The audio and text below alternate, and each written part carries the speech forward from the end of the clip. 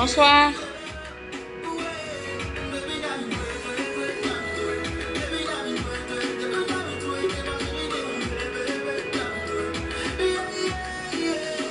Ibrahim Koulibaly au Makoro. Je n'ai pas compris en fait. Tu as dit, toi, tu n'es pas mourir. Pourquoi tu fais comme ça? Qu'est-ce que ça veut dire? J'ai pas compris. Mega ma famille. Ok, bonsoir, salut Konaré, Mohamed J, Mohamed Fomba, voilà, et toutes les personnes qui me regardent. Adama Sissoko, salut. Non, mais Amadi Ngakene, Amadi Djonkunala, ça va, alhamdoulilah. Yi, tonton Kabanogo, non, Adam. Mais tonton Kabanogo, mba jube sama kabwala, na bana pamamina, msura afli. Oyo contrat bane, msura kataka, ya yoro were. Mais Abib, c'est que Dolo de tat, c'est que ban moi. On va renouveler indéfinitivement, voilà.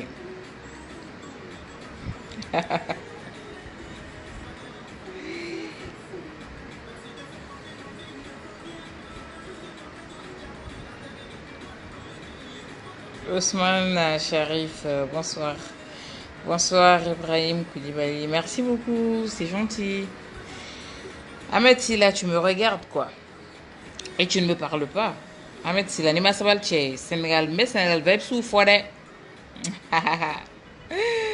Merci quand même de me suivre un peu. Ouais, de l'Oga Kenegani, Amadi Djonkuna là. Merci à tous. Merci à tous.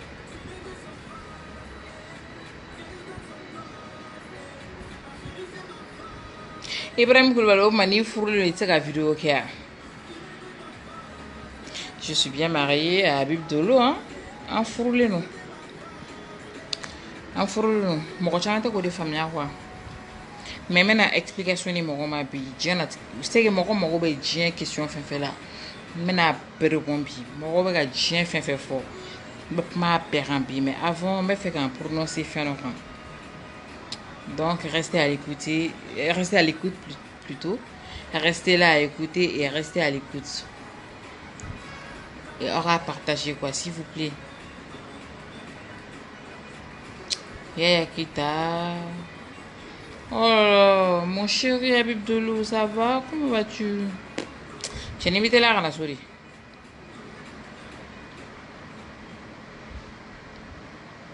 Bonsoir, bonsoir tout le monde. Bon, oh, il y a pas donc. Ambora Sanora, Yvonne direct reçu.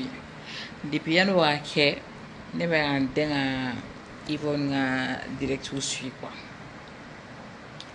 Mais quand Yvonne direct reçu, on va donc pas dire avec Kinike. Mon client c'est pour moi là. Mais ala est mort d'enfant, dobi c'est pour moi là ni doi. Bon, ara m'a dit mais c'est pour moi là, na ne c'est venu. Na bisi pour moi là. Avec million kungulu yelema. Avec million kungulu yelema. Kumate jamana kono moko kalani nga dogon jamana mun kono. Moko kungulu maka dogo jamana mun kono. Donc ni moko mbesi pour moi là yi. Ibe moko ta turu bo yera study. Aw fe ko Yvonne baka boka kuma mun fone tanto ko mana kani lo. Bon ay CDR membre jumɛn mun an bɛ sara stand va do ta bɔ tanto k'u nana ni daluya ye k'u nana ni kuma ye min bɛ se ka Yvonne ka kuma kɔkari n'u bɛ banni de la mais olu bɛ ka ɲina k'u bɛ ka banni min kɛ k'u ɲɔgɔn b'u ba la k'u bɔra o yɔrɔ de fɛ u sɔrɔla o yɔrɔ de fɛ wa bɔra o yɔrɔ de fɛ il est temps que an ka ci fɔ ɲɔgɔn ye parce que i b'a fɔ n tɛ n bila ninnu fɛ basa j'ai un avenir vraiment à protéger. J'ai une réputation vraiment.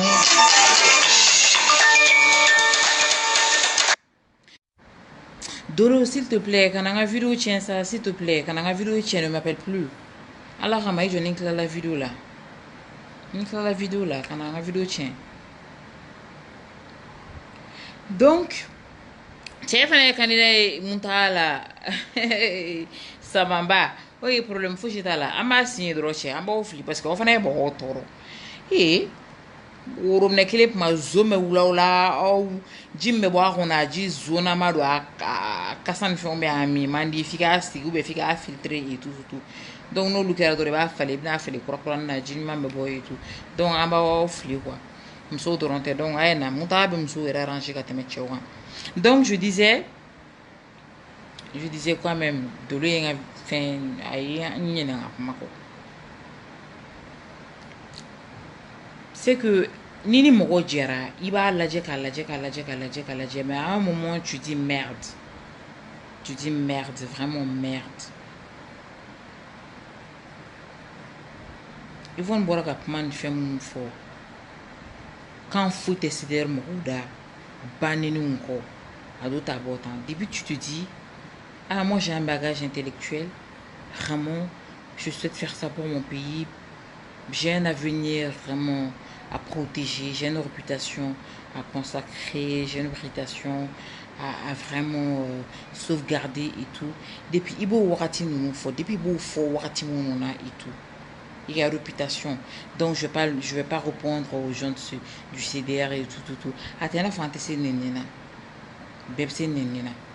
Mɔgɔ minnu yɛrɛ bɛ ka neni kɛ CDR kɔnɔna la wallahi bilahi n'i y'u mɔgɔw bɔ k'u jɔ u bɛ ka mɔgɔ minnu neni k'u jɔ face à face u tɛ se ka kuma an y'a ka caman ye o maa mina an seko la choqué pour éduquer e ye mɔgɔ minnu choqué k'e b'olu éduquer n'a fɔra k'e de bɛ taga olu ka wari minɛ ko parce que ko hadamaden dɔw bɛ yen ko olu bɛ e lamɛn hadamaden carte ɲɛna tɛ hadamaden minnu bolo yɛrɛ carte ɲɛna bɛ mɔgɔ minnu bolo la peut-être a tɛ tɛmɛ 100 personnes en fait a tɛ 100 personnes yɛrɛ bɔ yɛrɛ n'o tɛ a tɔ bɛɛ analphabète a tɔ bɛɛ mɔgɔ minnu tɛ ko kalama parce que depuis ala ye maliyɛn dan maliyɛn ma kɛ faama fɛ maliyɛn ma kɛ ɲɛmɔgɔ fɛ maliyɛn fɛ ɲɛmɔgɔ bɛ k'u ja dɔrɔn k'olu to degun na donc ne bɛ n profiter parce que je sais parler n bɛ taa n jɔ n bɛ karisa tɔgɔ fɔ n bɛ karisa tɔgɔ fɔ mais yala rasta bɛ ka fɔ mɔgɔ minnu ma k'olu ye zo ye k'olu ye mali wari suɲɛ est ce que o preuve bɛ rasta bolo parce que n'i nana fɔ sisan ko rasta ye nkalontigɛla ye ko rasta ɲɔgɔn zon tɛ ko rasta ɲɔgɔn escroc tɛ rasta b'a fɔ k'i y'a diffamé mais est ce que rasta bɛ se ka na preuve fourni ou bien est ce que je sais pas n t'a dɔn n bɛna ɲɛfɔ ɲɛna cogo min na rasta bɛ ka fɔ mɔgɔ minnu ma k'olu zon olu b'a fɔ rasta ye k'a ka preuve fourni a bɛ se k'a fourniya rasta wulila RHHM na yan nɔ a taara ka nɛsɛbɛya kɛ yen nɔ première année leçon de droit pénal la a taara définitionninw di o kelen k'a ɲininka k'a fɔ k'a b'a fɔ mɔgɔkɔrɔbaw ma k'olu ye zon ye k'olu donna tantɔ k'olu bɔra tantɔ i bɛ taga code pénal ta o bɛ vol défini cogo min na i taara o fɛn dɛ ce sont les leçons de première année de droit en fait quand même ce sont les leçons de première année de droit i taara o fɔ yen nɔ bamakɔkaw dun maliyɛn dun n'i ye tubabukan fɔ dɔrɔn o ye maliyɛn impressionné mais la présomption d'innocence existe hein f'i ka preuve de sɔrɔ mais rasta ɲininkara ko n b'a yɛrɛ la k'ayi u ye tali kɛ ou bien ko wari dɔ bɛ kɛsu kɔnɔ o kan ka di nin jamanadenw ma ye tutu rasta ɲininkara ko o wari in bɛ cogo di ou bien o ye somme jumɛn ou bien rasta ko k'a t'o dɔn preuve t'i bolo fɛn min na ka n'i pan k'i da don a la quoi tout le monde n'est pas bête ne y'o de fɔ ne de tun bɛ bulu bin n'a ka jama la rasta tun tɛ bɔ salle kɔnɔ a don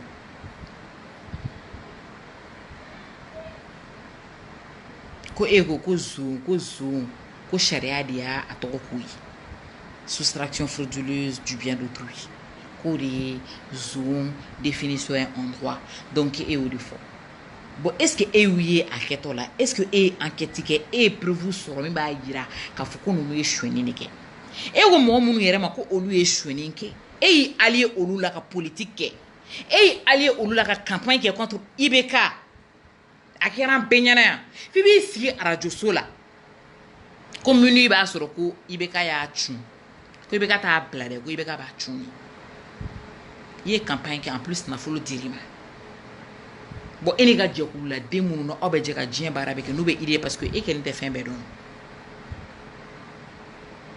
en plus i b'i yɛrɛ kɛ i n'a fɔ i tɛ mɔgɔw dɔn de ka sɔrɔ i bɛ bɛɛ dɔn mais i tɛ fɛ diɲɛ kɔnɔ mɔgɔ de ka tɔgɔ sɔrɔ e kan en plus e tɛ activiste yɛrɛ ye e ye temps ɲinina de bon serer mo ni munun be na ka mieti be se uluma no be doni sura la olu de bobo ka baneni go be fo profilu kire ka baneni go be dondi mo be mo munun be français et tout ni dumuni yere c'est tout ni 20 € di uluma olu be mo baneni mais il faut ka donc ka fo ko mo bo sans fait ka chu an beka ko e jamana ko ni an ta da bla ko an beka ko e jamana ko ni Rasbat je le connais depuis buté mo folo mbora ka Rasbat c'est que ka clasher ka manamana c'est que manamana ka arrêté ka chien fa ya no kera nedi mais dien quand ce que be foranema je n'ai jamais été d'accord avec ce que Rasta fait ara tawale ma janye quoi et ce ka bo ki fa nini Rasbat e fa blin ya nini i famille wolo mais ni ma sabali na chukum na jin kona ba fo basa mo go be ka mo go nini ne clamer jamana ko dila jamana ko ne bisa ka j'ai tort ngani video lo be nyini pour ma for la j'ai tort mo go be ka fo na amilu jabate a tort mais ça ka bomba fo si j'ai tort o nyekoro mais c'est kan justifier ou mais c'est ka fo ko ai akera to be ai ya fama mais non et que le noga mo de sara mo de boka mo panini argument tawda foi tawda sur Rasbat dien mo ne de ba fo ali chini mo be ka boka mo panini en ne ka surunga teme ulu be ka amenyo ngondon wana teme nan amenyo ngondon sansi mi fe ka dam ne de pa flash ma wulu mba be fo ka sa bla bla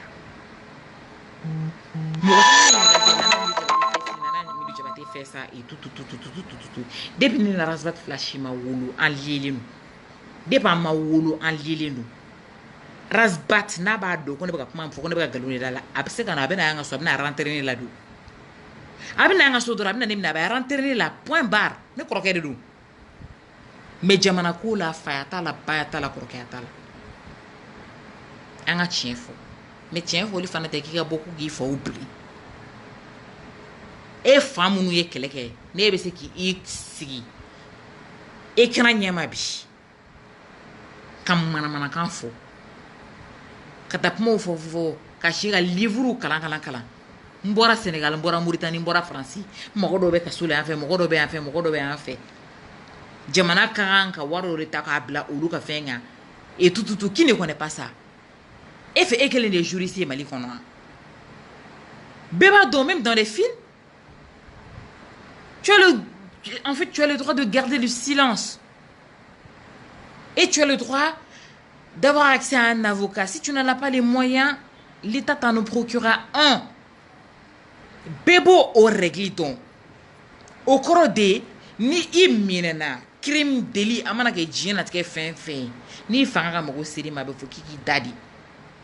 Droit bibulu ka illa fasa baka kelenta na moyen ti ko sara.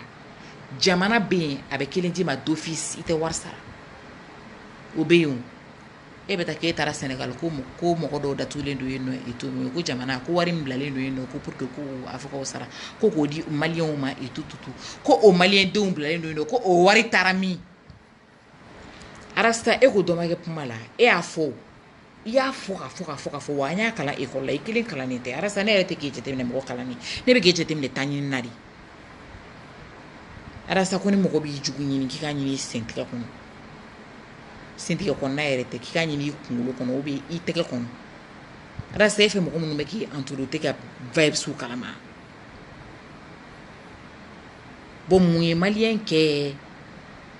ke aramadi mu kelenu ka galon favoriser ka galon na yelen sanfɛ ka tien camoufler aram malien be to o de no fe jamana tetanye o kan ne Yvonne il a été déçu a déçoira de par Rasta ou la be ga boka be fo muna te boka be fo ojo munu bla bla bla bla bla la jenye fe ituni mo ya pani fon fo kolo mana kan fora abe bo abe lumière kaka pour que jien be game abe lumière kaka jien be ba me arasta eni ibeka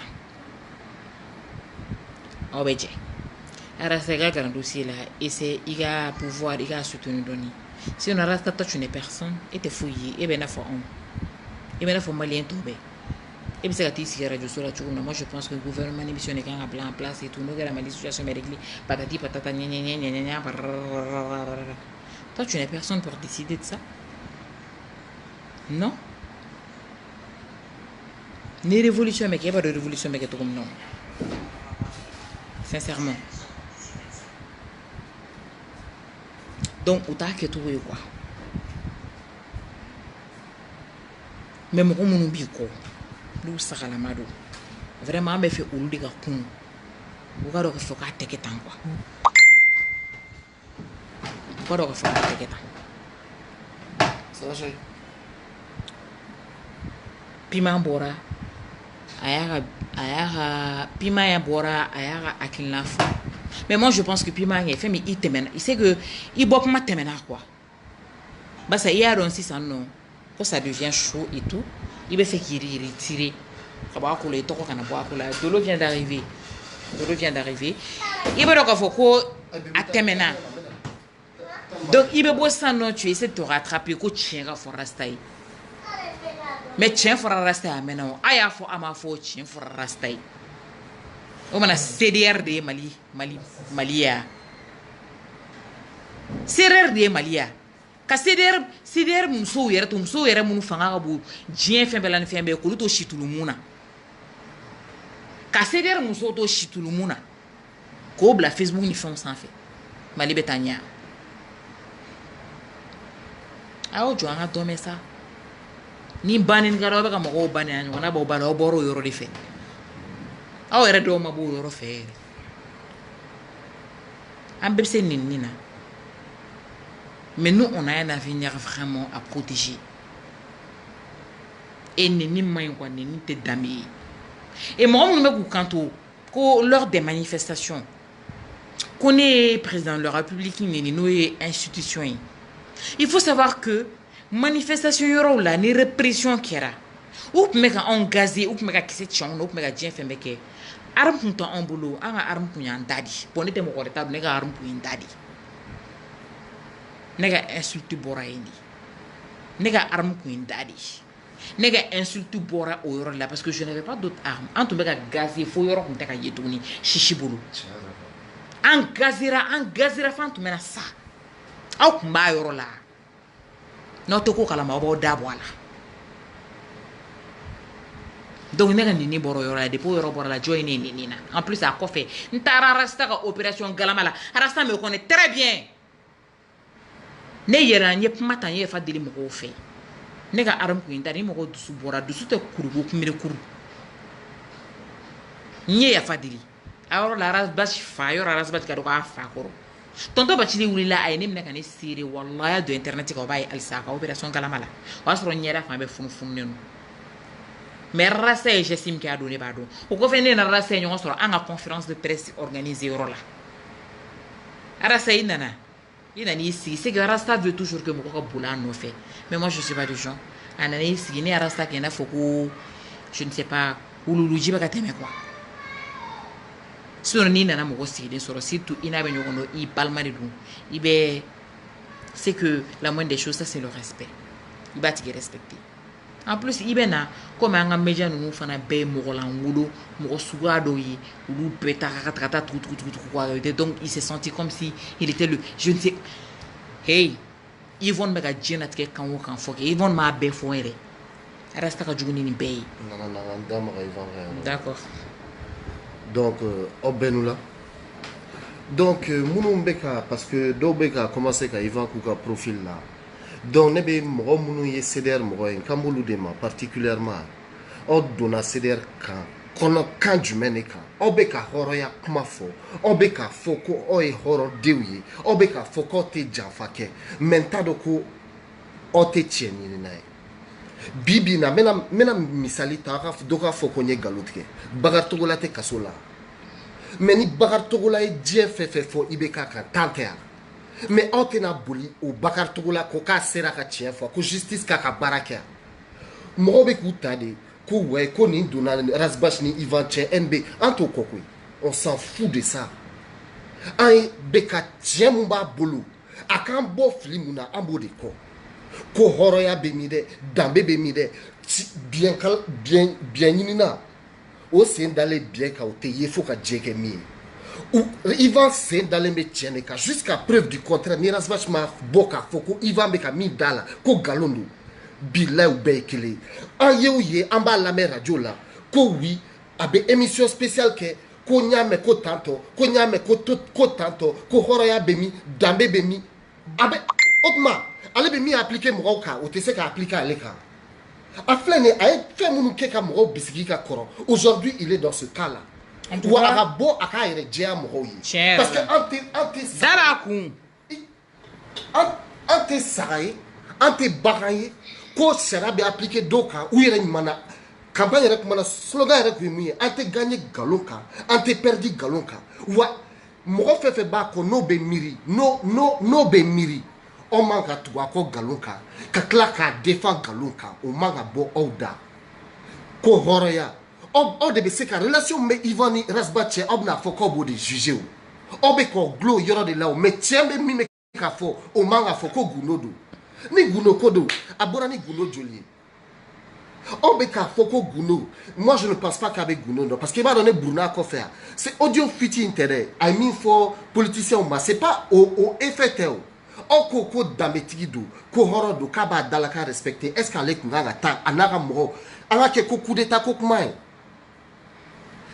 anga ke ko coup d'état ko kuma kunye tien Rasbach kanka kuma mun temena ani Sumaila ni Cheble ni syndicat ni fenche Rasbach kanka fwa aka jekulu mo ya ni gundo ni na te boni gundo ide no be feka dameta musri Ivan la Rasbach kumanga bono yi c'est pas que ara audio ka fuiti ke o te problème ide mais il manque au kuma o temena o che dama nyogo che ko be Nigeria et manque parce que ebe difficulté là e maga bono yi ko ebe tire nyefo ebe tire jea hey Ivan emi fo ate temo ka wi cdri ate chi mais abe jogalon ate jogalon ka kulu fe jora galon ka ashite ta yoro jam mo chama boroko président chama boroko ateka ke ko jembe be je ka flisa ko tuma be ko be glagla kulu ke rasta juye ou bien kulu te tien fait ou bien ko oni mandouye mais cdr mo ne be fin que le foyer oba essayer ka mi appliquer mo ka o so mo ka to ka appliquer o ka quoi il va mega minke abeko o era ka slogan te choqué pour éduquer allez quoi abena choqué pour que caresser non t'aider Ivan ibu éduquer en même temps que les autres machima usani machi fama machi femme ne kele kerola i kele kalfale nous il a ok arrête tout parce que oh là là il y a une coupure bon je sais je pense que au nyebena en fait de lo baraka kuma mi fosa no non kurana Kurana. De là, voilà, il faut ça, parallèlement à ça, ils vont joindre et Rasta vous répond. Rasta est joint. Quand Rasta est joint, il regarde tes bocs justifié. Donc, Rasta Kausani m'a dit peu plus ya. Rasta Kausani on y a. Bon, Rasta était faux chier. Rasta était faux yé zonko. Bon, il faut bien. Donc, arasta kana nyini ne fe ne ka preuve fourni. Na tara preuve fourni avec a fo mo mun mako le zonye administration qu'on a là. Na sera ko preuve la bo dien domina a ben na ne be preuve la bo. Ni mun jekulu modelier. Jekulu kele me aklale no abe tambo. O chita ka nyon chikan fo. O mana wuli o be taka do o ba ese ka mo ka vi fouine ni mo ko ngo ko uta o ka ide fait et tout. Ah ben vous finissez comme message qu'a fait nos blabla internet et tout pour nuire à la personne. Donc on fait tout le monde est faible d'esprit ou quoi? Comme Malio me fait quel est non fait? Malio me fait quel est non fait? Nana milu jabatika voko au circuit là internet et tout abeta nana jabati ato maraji là ka kamelen tige abeta to a te fait ko histoire de dombo obeka aussi aura la même bateau de introduction. Non, non, s'il te plaît. En parenthèse, non, je parle pas de vidéo. Comme il m'a dit, on va faire un don. c'est que faut comme nous blabla la internet kan mɔgɔ bɛ ka fɔ Nana Jabate sunguruba y'i to furu la ka kamalen tigɛ i donna tan i bɔra tan Musa don tan Musa bɔ tan i tutu dɔ bɛ fɛ ka bɛɛ dɔn a y'aw tulo dayɛlɛ san aw sigi a ka lamɛn si tu veux pas faire l'introduction b'a bɛɛ daminɛ b'a bɛɛ fɔ sisan non i jɔ n bɛna introduction kɛ nin tɛ kuma jan ye o ne bɛ min fɔ mɔgɔw ye u ka nin dɔn nin yɔrɔ la yanni minnu bɛ ka ne juger k'i tɛ cɛ ye k'i tɛ cɛ ye k'i muso ye nin kɛ ne i muso ye nin kɛ an bɛ na n b'a ɲɛfɔ ça c'est 2 minutes ne nana ye san kelen de kɛ ne denmuso sɔrɔlen an furu sara n t'a dɔn muso ye a tɛ n dɔn a cɛ ye an tɛ ɲɔgɔn ɲɛ sira la n bɛ fɛn kelen fɔ ye a cɛ ma ale da a cɛ ka ye ne de da pour que aw k'a faamu a ka don aw kunkolo la aw kana da audio ma dɛ ni min ma bɔ ni min Nana excuse moi ni min ma bɔ i langolo ye ni min ma bɔ ni vidéo i dalen don cɛ sanfɛ o kɔrɔ ko halala t'u la minnu fɛn fɛn bɛ ka nin bɔ halala den t'u la parce que fɛn fɛn kɛra o kɔnɔna la o 1 an kɔnɔna la ne ka pa paga t'a la n'a y'o diya aw ye bombe atomique jigi aw ye bɔ n'a ye ko c'est pas ko Musa ou bien Saka ou bien karisa ou bien aw kana da o ma dɛ aw ye ta diɲɛ vidéo fɛn fɛn ka d'a ye a ye t'o bɛɛ monter ni hɔrɔn bɛ kɛlɛ la quoi ni aw yɛrɛ ɲuman na k'aw ye danbetigi ye n'an bɛ danbe kɛlɛ la an jugu i bɛ ka mɔgɔw ka bɔ ni nin fɛn sugu ye mais CDR mɔgɔw aw tun man ka nin kɛ bilahi aw tun man ka kɛ aw de bɛ n'aw sigi k'aw bɛ hɔrɔnya ko kuma fɔ mɔgɔ ye aw de bɛ aw sigi mais on va où aw ko dɔw tɛ hɔrɔn ye mais pratique fɛn fɛn bulu la aw b'o kɛ et donc c'est kiff où est le problème an n'u bɛɛ ye kelen bi wagati kɛra parce que n b'a dɔn aw bɛ tiɲɛ kɛlɛ fo ka min kɛ ne y'a fɛ ne tɛ mɔgɔ ɲɛda la ye ne tɛ mɔgɔ ka kɛlɛ kɛ mɔgɔ place la dɛ mais aw tun bɛ kɛlɛ la tiɲɛ ka min na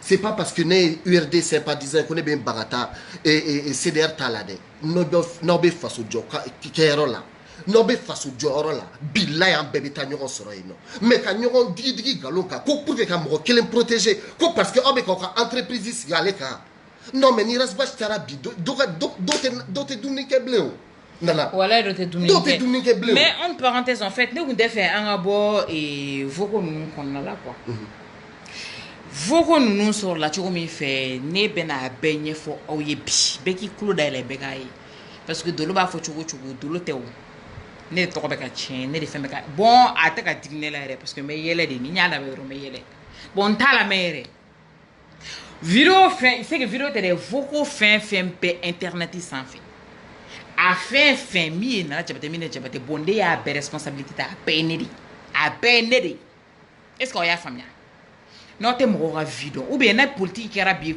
an y'i ka vie privée dɔn pour que an ka so ye an k'a fɔ ne ye n den filanan wolo Habib Dolo ye ne furu en 2013 le 28 avril 2013 Habib Dolo ye ne furu silamɛ furusiri de bɛ ne ni Habib Dolo cɛ silamɛ furusiri Dolo bɛ hakɛ to mais il faut que ci ka di maliyɛnw ma silamɛ furusiri de bɛ ne ni Dolo cɛ an ye den fɔlɔ sɔrɔ en 2014 den filanan an y'o sɔrɔ en 2017 donc den filanan wololen problème nana don an ni ɲɔgɔn cɛ an divorcera an ye mɔgɔkɔrɔbaw lasigi ne ka mɔgɔkɔrɔbaw Dolo ka mɔgɔkɔrɔbaw an y'u lasigi furu sara ka bɔ an ni ɲɔgɔn cɛ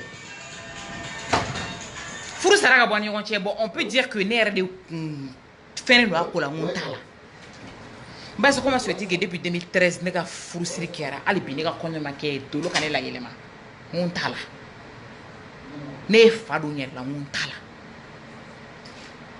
diɲɛ ko sugu bɛɛ la n ko ma sɔn mais o y'a sɔrɔ Musa bɛ ne nɔfɛ a bɛ 6 ans bɔ Musa a bɛ ne nɔfɛ a bɛ 6 ans bɔ Musa muso tɔgɔ ko Mari Suguna n'a tulo b'a la Musa bɛ ne nɔfɛ a bɛ 6 ans bɔ diɲɛ farala Ala kan ne furu ninnu cɛ ma di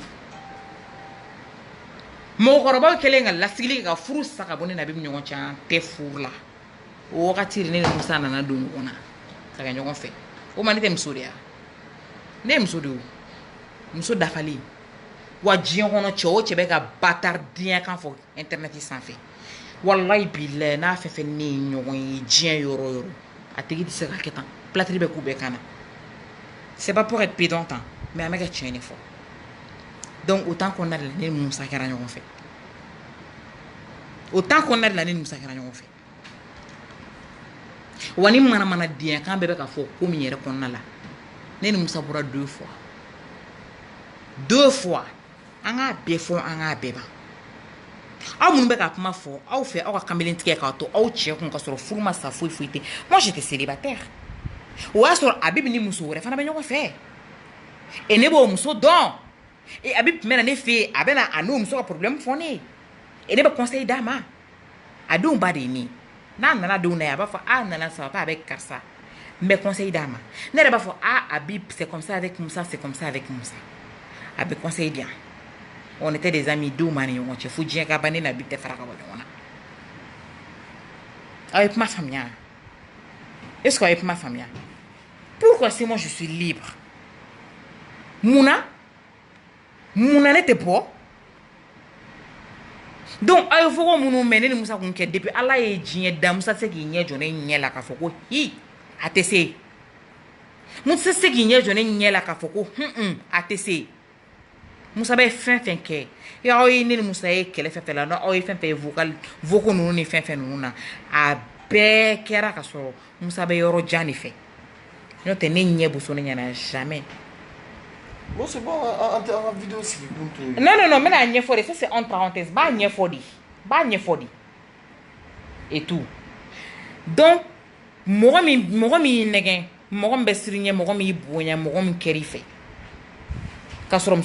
c'est que ni vocal nous blala et tout Moussa vocalu benebul Moussa c'est que Moussa fait un benebul dire on ne connaît pas planer avec un mais ça n'a aucun sens. Sinon, à ben qu'on alpi, ni n'y a calabi am so be souti.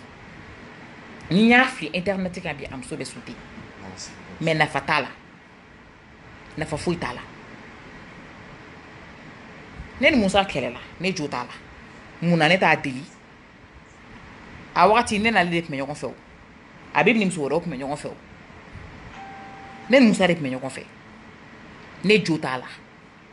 Moussa yo ye nana iga farin ap me strani nyene ga farin furgo mo be Moussa ko kabine furu Moussa nana fa ngasu kana présenter dien mo be la ngasu kono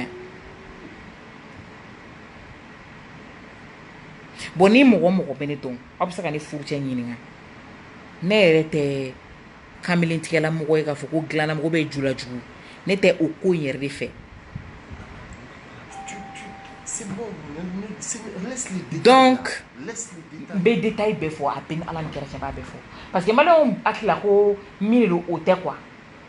Aïe tam sa wo bien quoi ni aïe am so wo bien quoi ni nga.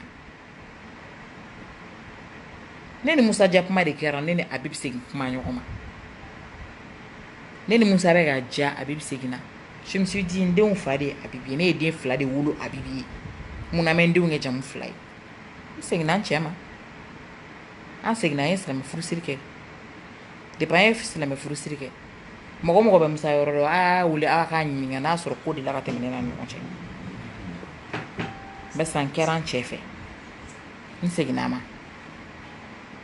donc note ko mun kala ma ay mana kan foda bla quoi obe taw kulungu ka kashi obe nya la tike fen su be ke cho no fait. Moi je ne suis pas du genre hein. C'est un sujet voilà. Donc, oye ka Moussa ko yin fo oye quoi. Ni Moussa nous de vo no nchi aw ma mari ka me. Wa ka do ka fo kan ne te kili. Kan saka ki kili fu chien ka pan. Che sou benye ko. Donc ça c'était en parenthèse ka doni fo oye Moussa ko kan. Hal bini question babulo aya poser ba répond. Mais mbolo ko ta jigi ba te soro ba mako. Ni Karsa nana kana malion akili nyakami mali don ta mali bota jien don ri bandala mala ngolo be ni na pere mala ni be ya fe et te ka foi ke pour que mali ka avancer rasbat ite ka foi ke war dunko morbo siri be bi wele manga pour la doni me di maola ibe ka bi wele manga pour la doni me di maola sumela se bi wele manga pour la doni me di ma okola ay cha isabalisa ibiti sigi ibi jetemne est-ce que bombe Karsa tanoni ni yo tan na be na se mo go be na famia ko me ga tan dono me jigin dono me Karsa ure ataki o ma ya kila ko nyi bata ko deunia ou be effet chem ni mso mi e wolo olu ka san on fanon bay anta nyono a yere be ki décrédibilité disque astafurlay aya fama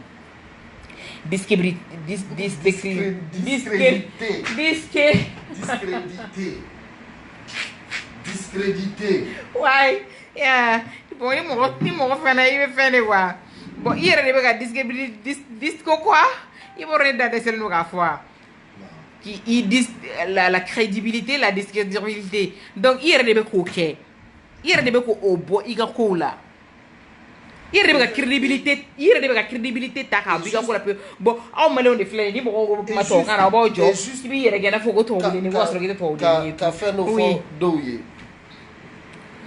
si oba fo nebe fila de si c'est pas un manque de respect oui puisque abe volé sunyata de 600 je t'arrive ala kama s'il te plaît ma di masano Musa Soumarina so be ka la meke i buda te ka banga directika i buda te ka banga ben ta fa ka bodinge ta ka bo anga directika voilà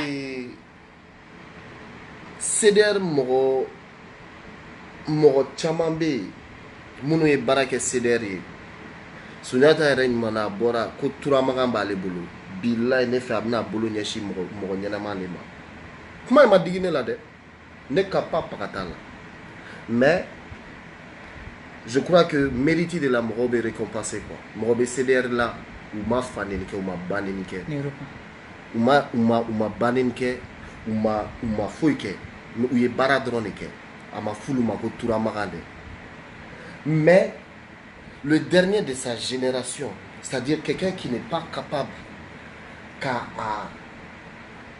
à derrière na nyefela merci Dems voilà ka discrédité nda de sera ko fokui merci beaucoup tolo ibeto de ta ko et trois mangae depuis moi je dis yes on en sera c'est beaucoup de 600 ne ka foi ta là akana da trois mangae tede Bila Rake Massa tiens l'homme le plus riche.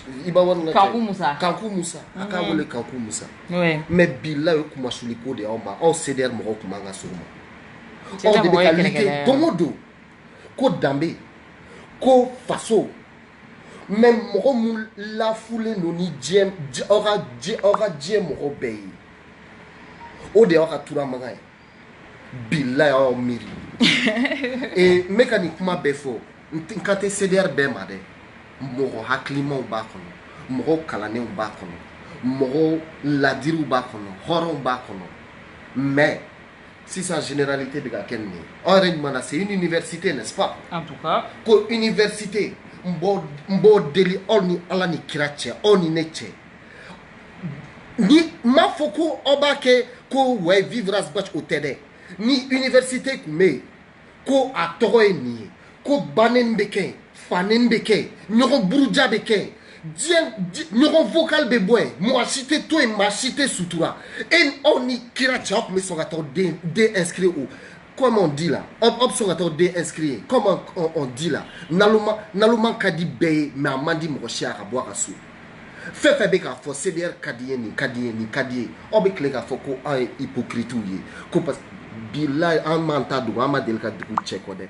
et dernier a formé Ivan soutenir mais Ivan ni klobena groupe de soutien de l'entête Bila ma delka do kulula mais ni do initiative ta dongo do ika tchefolo avec ene et ika donc a foko brujal kela obe mali kono yano ko intellectuel be mali kono yano ko juriste be ko ingénieur be ko faso jola be ko ni délinquant bien c'est-à-dire il m'a robé fait là ma c'est kodo la bi tonto quoi Mali dante ni jeunesse dante c'est ka Mali sinon ne rebe c'est bon Mali ko la billahi ante tien fola foni rasbach bora ka foko iva e galot ke ni yoro la ay galot ke ni dalu flene ni foko ni fo ni ne kama mais tant qu'il est pas sur cette voie là avec manate machine musala galuka banen kela tulamanga bo ibaye man ma foi non bi nana et battre la fia ne battre la fia le chien ne change jamais sa manière de s'asseoir ça c'est clair il va pas à teta miride Bilay bi abe bo bien sini abe ne fani ba ben neni. Vidéo ben kan, vocal ben kan, nimben kan, papa ya mais nete jigale là. Nem une seconde na clan yero là, nete jigale là. Mo obe aketo de parce que absega ke akukali do ye do ya so mo ko nete jigi dani la billahi. Mo munu be tout sigi kulube maliko la kam ka dani la me. Pata pata kan fola. Jo balani mana pata pata kan fola. Ate jamana joka jo balata dani mo pata pata kan fola. Parce que akoko ay rasbat kanu. Ko fait quand l'état nyanyini ka nyadonde. Quand les rasbat kanu ça c'est ton droit le plus absolu. Naïja. Je peux parler. Mais Dolo. Mais elle fait ça. Ni mo kanu. Ne bi se ge kanu. Mais ne bi se ka wa halama fana ko jamana joli nye fuite kono. Ibe mo kani ani jamana joli nye ba kono te kiliyo. Mais on va kun fɛ dɛ min bɛ rasbat bolo n'a b'a dɔn bi min bɛ rasbat bolo Mali kɔnɔ yan bi min na ka aw dalen to lagalagatɔya la ko ras don ta ras bɔ tan wallahi billahi aw ta kɛ ten Mali hinɛ kisɛ kelen tɛ rasbat la. Rasbat ne sait que parler. Rasbat ne sait que lire des livres de droit kan i sigi ka préparer des leçons ko o réciter mɔgɔw ɲɛkɔrɔ ka Bob Marley ka chanson parole ou tako olu fort. Ça n'a rien à voir avec une construction. Ça n'a rien de constructif. S'il vous plaît. Non, Ibaro ka jabi mina. Le problème c'est quoi? On va faut que igatika jeklu sigi de ko. Nama be ma oita oyora jeklu sigi. Nimi aja obuke. Atekete kwe. Fait amano rotanto kwe. Oy jekulu de sigi. O nanani kando de.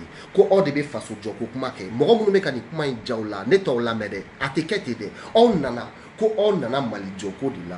On nana mais ni domna aya seba statut là ko mouvement de soutien à Rasbach aya bo collectif de la défense de la République la domna amanda bo hakmala il y a pas de problème mais quand toko on de jamana jola ko mo date do hakmala ko bien ataka kulu ateta kulu were jode on be ni kulu aba clean ou bien mi on te fait ka mi mais ou be forma alsini vu côté j'aime côté et war côté fouet côté. Maintenant ne ko kame chengini na kame faso jola ko ani ibeka ka mo tekele bila ya man kle ni magele anganya shi barama ka bana fo menta frake obedabla ambe baradeke il se tarore comme je ne m'ako arrêter d'insulter les gens en fait nenim daronga jien on est-ce que dare burujuka c'est pas donc tu te casses ou baby dade quoi oh bah oh et nebe Ivan ga fin ben fo janfa eren mana.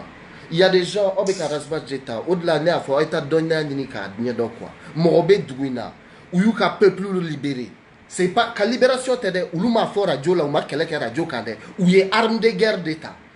Kuka duma jamalake, ka tobu gen kabo, mais kakla ka foku be dictature sige o jamalaka. On aurait fait, jamala munkla ka révolte au kama, ulu dametulula. Ulu tu yere donde ibe kulu do sigi feno kama ni jengena ya sigi ni aklina muna ni jengena ka boy bilay tasa jube fie o ayre mana o chete ndaro no chete o chebere e ceder kono bi parce que Ivan ko kate bo ceder là sinon o chete amasra bubenye amasra ibekanye amasra jem roshinye me kasra ka rasba feren tani rofoya ka kun tu m'as béni avec mes justifications sera non avec un phone yoroni ne kama mais trop c'est trop on sait qu'à continuer tant manipulation sur manipulation et vivre rasbach ni koko nte rasbach comme le manier dro bi baden qui fanin et puis on va où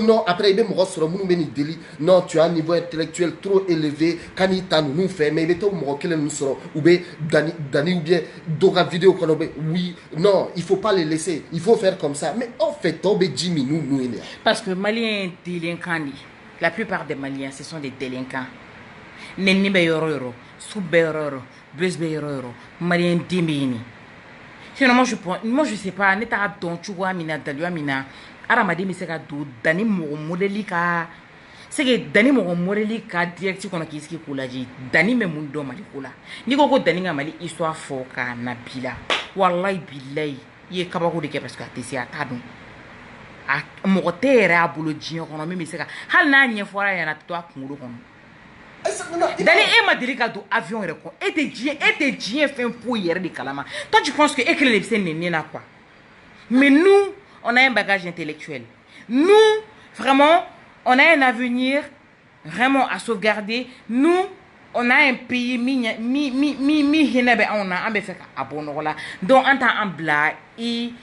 en tant bla i fait ka fo men nena sigima sinon dani nte mogoro do ni ne nana amiru jabate i neni jien dongu do ibe neni dabla wallahi bilay nyoro classique rapperu ni nyongo che iba woni yer classique do ron classique dabla la wallahi bilay dani ni ne neni jien dongu do ibe neni dabla wana ma dabla meti sur fo français ki bla wala na ma ki kap makutu nyam koti dani impoli di dani te mali jolay mais attends warasta wari dunadi rasta be ka so jo appartement be rasta bolo mi quartier mun te kelen yere ha kana fo ko nga prouver ba be prouver mun e kerandala sabali non ayi kana interrompu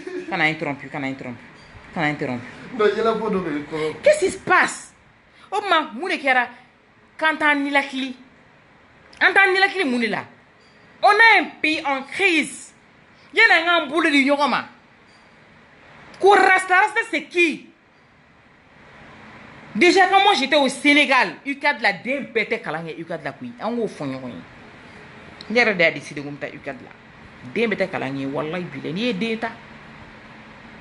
Oh, mais t'as jamais à l'université privée, l'université privée nous fait échec. C'est que Amang a chaya quoi. N'eta non, né, Mousso la malienne ou n'a qu'elle n'est pas sera. Qu'est-ce que je disais avant de parler de Lucas? De toute façon. Ah, parce que tu t'en fous. Non, je m'en fous pas, il m'a fait des cas. Tu parlais de ton cursus universitaire. Non, je ne parle pas de mon cursus universitaire. Je parlais de Dani, après je suis venu à... Ouais, à ton cursus universitaire. Pour que mon c'est de toute façon, c'est bon. On est arrivé à la djien de Moudou. Mais là, c'est la ma faut gassan quoi, en fait.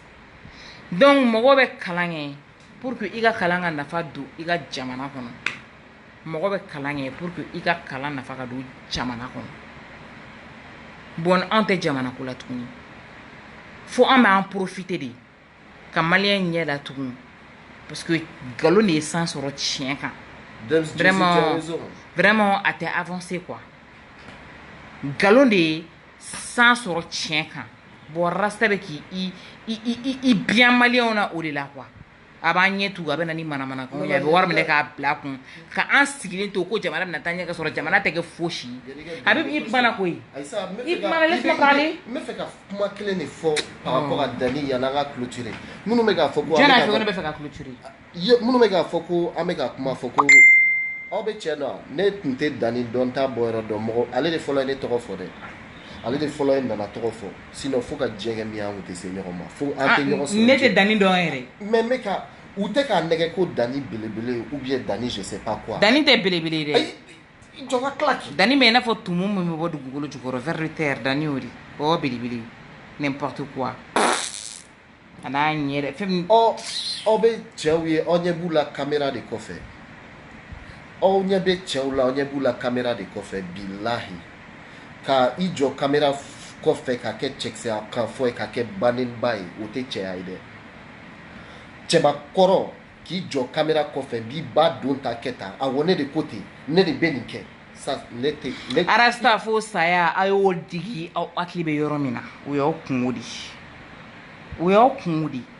nega histoire te o mo kilo ne bora kata o jo Facebook sans fait ka fo na miru jabate do ta na miru jabate botanto o te ka o yere contrôler o yere te fendo yere kartini na ta obulu fulta obulu o yere te mali dewnyere o na be mali madron ala o ke mali ka karma ala o ke mali sege ala o ke mali ka danga de ji kono o mo sumunu nana Dani jume bilibili zone din wolo lemblali delengan din wolo lemblali delenga yere te kui qui joue caméra coffre ko parce que ye chuko ni délégué ta bolea abe nebo de force munu buski a coffre a kulu de bloc billahi bon et nana en parenthèse qu'est-ce que tu parles du dialogue national bon à mes vidéos donc à mon vidéo sinon abe ja ko du ni ko menda de dialogue ko na s'en va les pendant des parce que de toute façon on est en train de parler du Mali mais pour parler du Mali mo fait sugo de kan ake non voilà et betan et manga kuma malika parce que toi tu as fait ci, toi tu as fait ça, toi tu as fait ci, toi tu as fait ça et pourtant bébé ñokon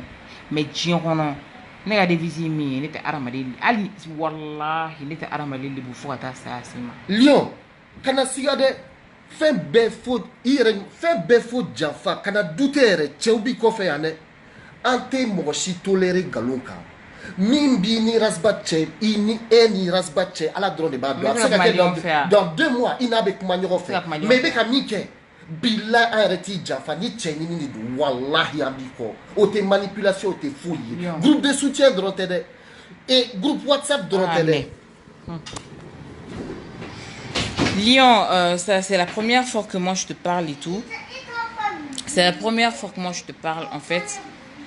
Et ben fait faux et rasdama depuis un ega faux. Moi je pense que Anya faux et tout. Donc c'est pas parce c'est pas n'y avait quoi raconter à terre quoi. On le savait et en bas donc. Mais c'est derrière mon rapport en faux c'est que chama ne kera. Chama ne kera ma warda ma do ay fin do minga chani wari. Ay fɛn min ka ca ni wari ale min tun bɛ k'i ba ale min tun bɛ k'i jɔ ko désobéissance civile mɔgɔ kana impôt sara ni impôt saralibaliya daminɛna sisan nɔ a bɛ dagoya mɔgɔ fɔlɔ min na o bɛ kɛ rasta de o bɛ kɛ rasta de rasta ye fɛn minɛ min tɛ wari ye i bɛ ka kuma fɛn fɔ tiɲɛ de don o de la a bɛ ka jigin u la foyi tɛ ka sɔrɔ u da kɔnɔ k'a fɔ nin kɔ u bɛ k'i nɛni ninnu bila kɛrɛfɛ parce que u bɛ ka yɔrɔ fɛn fɛn fɔ u bɛ ka kuma fɛn fɔ a ɲɔgɔnna b'u bɛɛ ba la a ɲɔgɔnna b'u bɛɛ fa la a ɲɔgɔnna b'u bɛɛ buruju la. Donc ni Mali yɛrɛ kɛra danbetandugu ye ni Mali yɛrɛ kɛra yɛrɛdɔn bali dendugu ye k'a fɔ ko tiɲɛ tɛ fɔ rasta ye IBK kɔrɔkɔrɔ forokoto IBK da IBK kan CDR mɔgɔw y'u sigi ko parce que ko ne IBK dɔgɔya manifestation na ko jɛnɛ sogo dogo min na ko parce que ko IBK na ka mɔgɔ dɔgɔ ko minɛna ko datugu kaso la ko mun na ko ne bɛ ka circuler CDR mɔgɔw bolo ni CDR mɔgɔw y'a fɔ ko jɛnɛ yɛrɛ de y'a fɔ min ko de o ma jɛnɛ ye CDR mɔgɔ ya CDR mɔgɔ bɛ tɛmɛ jɛnɛ kan. Ni jɛnɛ bɛ ko kalama ni jɛnɛ bɛ ko dɔn o la n y'a fɔ on n'a pas le même niveau mental on n'a pas le même niveau intellectuel ne ni jɛnɛ man ka sigi hali table kelen kan ka fɔ k'an bɛ kuma n'a fɔra k'an ka na ni se kuma jugu fɔ bɛɛ bɛ s'a la ne ni jɛnɛ man ka sigi hali salle kelen kɔnɔ ka fɔ k'an bɛ kuma intellectuellement parlant jɛnɛ ye neni kɛ a minɛ ka bila wo la n wula don dɔ la n ko n bɛ taga jɛnɛ lajɛ bolen on m'a interdit de a fɔra ko n tɛ taa di sinon juguya tɛ o ne ni jɛnɛ tɛ kelen ye o en plus a ma sɔrɔ circonstance kelen na n ko jɛnɛ y'i fɛ k'i maquiller de k'i maquiller ka tila ka téléphone ta k'a jɔ a la délibérément ka nɛni kɛ anw ta sɔrɔ la manifestation kɛyɔrɔ de fɛ c'est pas la même chose CDR mɔgɔw de y'o kɛ CDR mɔgɔw de tilala ka wuli tuguni ka fɔ k'o ɲini diɲɛlatigɛ fan bɛɛ ko ne bɛ k'a fɔ ko Musa don tan Musa bɔ tan ko Musa ye ne kɛyɔrɔ lampani a donna tantôt a bɔra tantôt c'est du n'importe quoi c'est du n'importe quoi muso minnu sen b'a kuma la i n'a fɔ Asmaw Bagayogo ne kɛlen k'a wuli rasta la Asmaw Bagayogo ye manamanakan fɔ ne ma n ye min fɔ a ɲɛna inbox kan a b'a dɔn n'a sɔrɔ a m'a kalan n y'a fɔ a ɲɛna n ka dɔgɔma ma deli ka s'a ma a k'a dan tantôt n'o tɛ n b'a lebu bɔrɔtɔ a bɛɛ kamaletigɛla den wololen jɛnɛ yɛrɛ ɲɔgɔn kamaletigɛla den wololen tɛ diɲɛ kɔnɔ bon ala ye ko kelen nɔgɔya ne tɛ kamaletigɛ fɛ fɛn min yɛrɛ tɔgɔ ko Koyiti ne t'a fɛ aw bɛ se k'an furucɛ ɲininka bɛɛ bɛ se k'an furucɛ ɲininka inbox sanfɛ mais ni furu sara ni ni cɛ dɔ bɛnna la aw bɛ se ka taa ni ɲɔgɔn ye très bien o tɛ kojugu ye o ɲɔgɔnna bari de bɛ kɛ Mali la minnu bɛ k'u to ala ka kɛ dun minnu bɛ k'u to furu la ka kɛ dun donc Yvonne i kelen tɛ i bɛ ka kuma fɛn fɔ tiɲɛ de don wa anw dalen don a la piyan wa ne dalen don a la parce que ne bɛ rasta dɔn plus ka tɛmɛ tɔw kan ne bɛ rasta fa dɔn ne bɛ rasta ba dɔn n bɛ rasta fa ka histoire dɔn n b'a ba ka histoire dɔn fo bi n bɛ rasta yɛrɛ dɔn rasta bɛ diɲɛlatigɛ fɛn fɛn kɛ n b'a bɛɛ dɔn mais kuma de man ɲi a b'a yɛrɛ kɛ silencieux ye k'i den ka mɔgɔw bila minnu bɛ mɔgɔw ba nini minnu bɛ mɔgɔw fa nini mais ne ko ne bɛ rasta fana ba nini diɲɛ don o don walayi bilayi rasta bɛ bɔ Mali yɛrɛ a bɛ bɔ a quartier kan a bɛ bɔ maliyɛnya la donc an ka Mali in dɛmɛ an ka Mali in dɛmɛ an ka mɔgɔlanko rere ka bɔ kɛlɛ la mɔgɔ minnu tɛ Mali fɛ mɔgɔ minnu bɛ ka essayer k'u yɛrɛ la enrichir au détriment du peuple a bɛ fɔ nin ma de ko financement occulte de la vie privée k'a faso wari ta k'a kɛ k'i yɛrɛ enrichir ka appartement san k'i yɛrɛ ka so jɔ n'o tɛ aw ka guide minɛna jatɔ ala yan nɔ bɛɛ a filmera a bilala réseaux sociaux fan bɛɛ kan a ye terme jumɛn ta n ko ye manamanakanw de ta k'o bila o tɛ danbe ko ye o o tɛ danbe ko ye o. Donc a ye sabali CDR mɔgɔ a ye sabali n'an bɛ Mali de fɛ mɔgɔ mɔgɔ n'a bɛ ka essayer k'u piana ka manamanakan fɔ an k'u reye an k'u bɔ Mali kɛlɛ la an ka taa ni Mali ko ye an ka Mali kɛlɛ o la n y'a fɔ n ko pour la première fois Mali masaya ye hinɛ donna ne la parce que a t'a ni n'a jugu dɔn a t'a ni n'a jugu dɔn. Moi, je ne serais pas impartial. Moi, je serais pas vraiment impartial. Je ne serais pas impartial. Je ferais la mauvaise avocate, en fait. Mais faites des recherches, s'il vous plaît. Père, on est mi terminé. Je blindra mes 15 ministres à Nibiche. I mean, perdu. Wallah, il avec 15 kilos. De l'eau, oui. Non. Donc, Dokera hakli tapaji la quoi et horoya dusukune do ne be fin qu'il faut moi j'étais beaucoup respecté voilà dimi me do mo la do na tseka bo do mais bi connect cluba mo do da ko horoya billahi ne ba do au-delà ne ba fo mo te kele quoi ne ba do dom na ni nous tarani ne kando kasola moi j'attends personne pour que katane la bo bien pour nous mettre soutenu mais ne t'a compté Dougonaï. Marfa de Joranella. Djena ne kame aidé ma vie. C'est pas Fitri Walia. Quand on Djena, il faut que Djena Sougoudou du CDR. Oui. Djena Sougoudou du CDR, Marfa de Jora, Abib Douloula. Et Kama. Fitri Walia Tede. Mais oh, il y a une mana, il est mort, tout est mort, Kama. Djembe qui t'a posté. Horoya, Ani Dambila, faux et.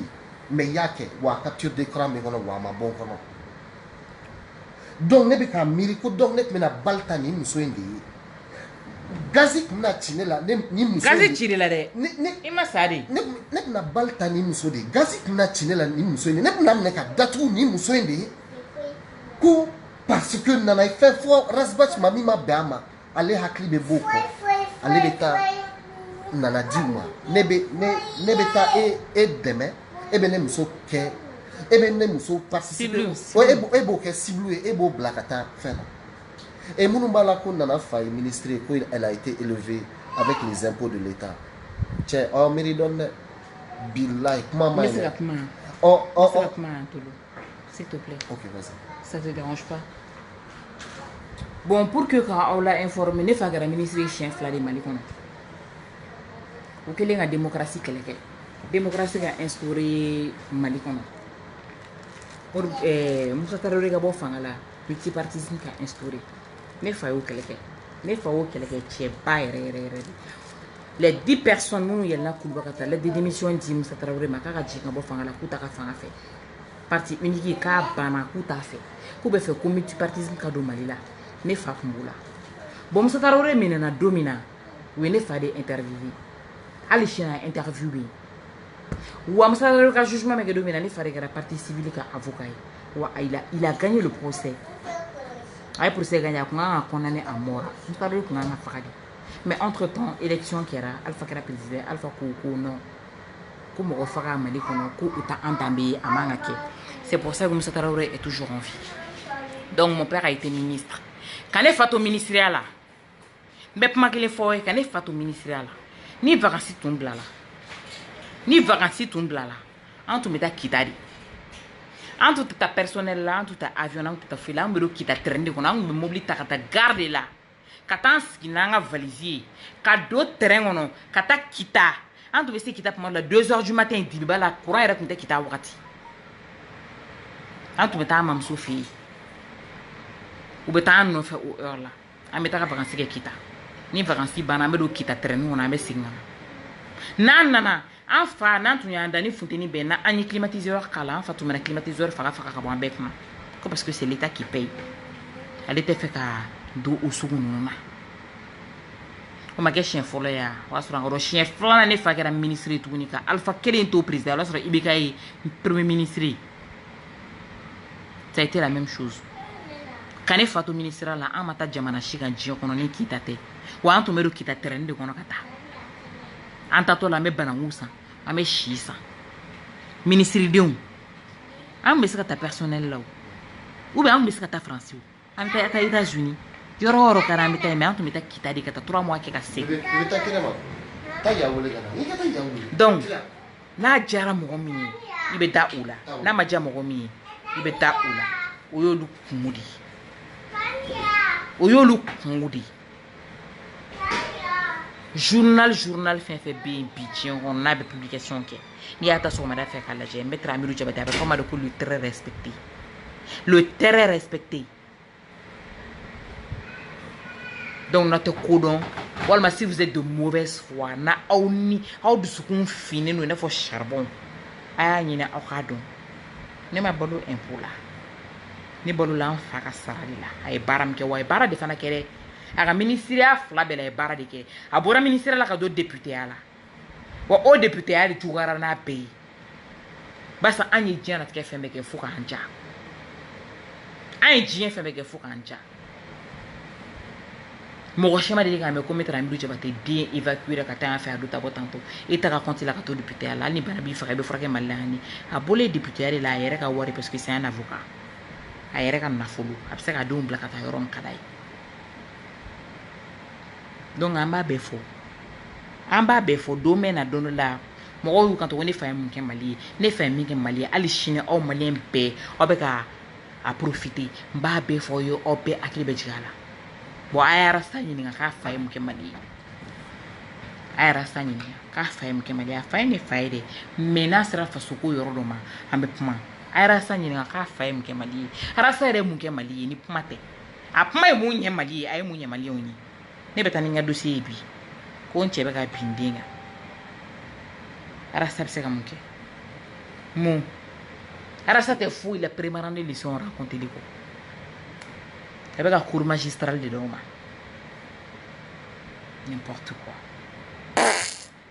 a tila kan tɛ ko kalama de ya kuma man di n tɛ fɛ ka don n tɛ fɛ ka dan dɔw sago ani n tɛ ko kalama olu tɛ kelen ye n y'a fɔ n bɛ segin a kan Rasta c'est le jeune le plus dangereux du monde c'est que pas du monde hein, du Mali maintenant Youssouf Bathily c'est le jeune le plus dangereux du Mali Amadou Minanafobi Rasta est en train de s'enrichir Rasta bɛ ka so jɔ Rasta ye appartement san Rasta ye diɲɛ fɛn bɛɛ kɛ Lassana n bɛ tila ka n ka numéro ci ma ok donc vidéo in yɛrɛ a kunba ye k'a fɔ ko n'a bɛ mɔgɔw kɔnɔ ko an bɛ fɛ ka mêler Lion ka vie la ou bien Rasta ka vie la o tɛ dɛ an y'a daminɛ a mɛnna o tɛ dɛ ko k'a fɔ ko an ye dɔ jugu ye o tɛ dɛ mais ni e yɛrɛ ka kɛlɛ i ye ko pour que tiɲɛ de ka bɔ yen à chaque fois Bakari Togola bɛ kaso la bi a bɛ diɲɛ kan o kan fɔ a bɛ jamana de nafa ni Ivan bɛ ka kuma fɔ bi min bɛ se k'a to maliyɛnw bɛ kunu.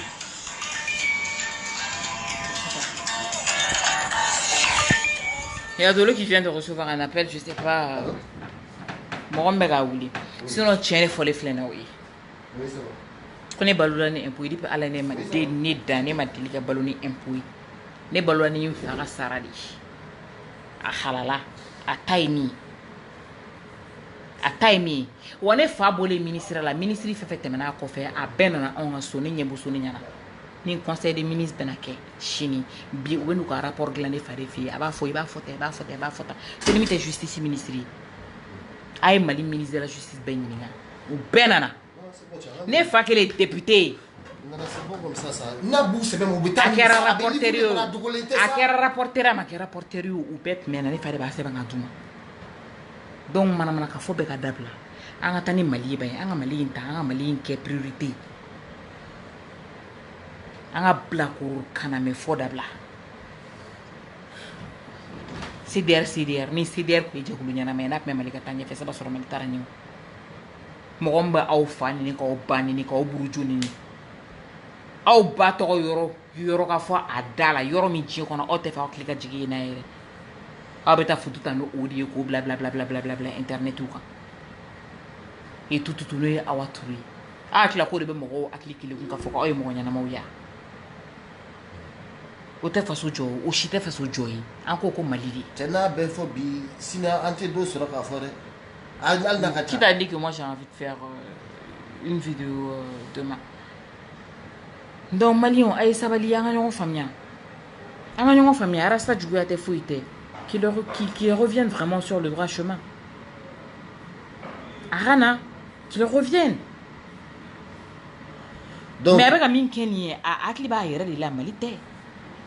Politicien be ka osene rasta e bi. Abe ka osene rasta e. Basa rasta be na fa be na bele ya na fikiya de la. Oni ñoo ci. Kawar ne ka bla. Non, c'est bon comme ça. Donc 2012 depuis de ça 2012 là coup d'état grave na garde du corps mais reste à bouloir. C'est ça qui se permet aux gens de prendre des gardes du corps. Et ça non. Et comment ça s'appelle? C'est ma vidéo. Il va. Il a pas mal c'est ma vidéo. Oui. Voilà. Il va. Il est sur bonbon que ni nganga nyama ku bonbon. Ni embouteillage que. Amenani me klaka miri. Ni embouteillage. Ya ne ga miri ni ku ya ka soko bonbon. Ni nganga nyama ku bonbon. Bon amenani kele bonbon fane. Ni rasta ka mo ma dabla. Arasta na to ko dien ko na ba dukulu la. Arasta élevé la choko na ba dukulu la. Arasta ka mo ko pour rasta do yikanto. Ko arasta e fama de tout comme si moi je connaissais pas maître Ali Bachili. Comme si n'était maître Ali Bachili ka so yoro don. Rasta e fama de ko milliard de bouffa quoi d'autre important. Comme ko rasta me le traîner ko ko ta faire parce que il veut pas voir ses amis prendre le train en fait ou la voiture en fait que lui entre dans un avion et tout. Non, c'est pas possible, c'est pas normal, c'est comme si c'est comme ça. Mais aujourd'hui au ami que l'on te rasta bouloir. Hali moto de mon bouloir. Mais qu'est-ce que Rasta fait? Il ne fait que prendre des avions. Qu'est-ce que Rasta fait? Il a des gardes de corps. Qu'est-ce que Rasta fait? C'est de rouler dans des V8. Range Rover ni fait nous kono. Cohérence bemi. Amata ma fonyoyi. Au V8 nous. Arasa be mun para de la jion kono. Aya kele fone na be para bina jion kono mbe warla do akun. Aya fone na. No be se ka garde du corps nous ça, no be se ka Range Rover nous ça, no be se ka avec un appartement nous ça, ou avec un appartement nous ça, na be ka so mun jo ni au beau finance. La vidéo est trop longue ça. C'est bon. On sera 1 heure marre. OK. 20. Donc j'espère que familial donne sur là. Ni familial ma sur albi. Posez vos questions, je vais répondre. Wallah ni be mburu ko rota jigi maka te aw bulu malla. Ko rasta. Rasbat. Ok. Donc Yvan, soutien total Bilay. Morochita manipulé de. Wallah manipulation zéro. Tiens faudra ta fin be fo jafa. Ora ko anya adam na nyeri. Ibo ko anya adam na ibo nyeri. Yvan amenye. Yvan na na soro amba di. Donc ame na soro onga ame te menaidu. Ok. Yvan na soro amba di. Problème est dans les CDR là. Sinon ils vont dans la zone amal. OK. Donc merci beaucoup Obenche. Donc nimi ya famu ka famu. Nimi ba famu ka famu. Nimi ba famu ko ne ka famu. Nimi ma famu bo so ne fa.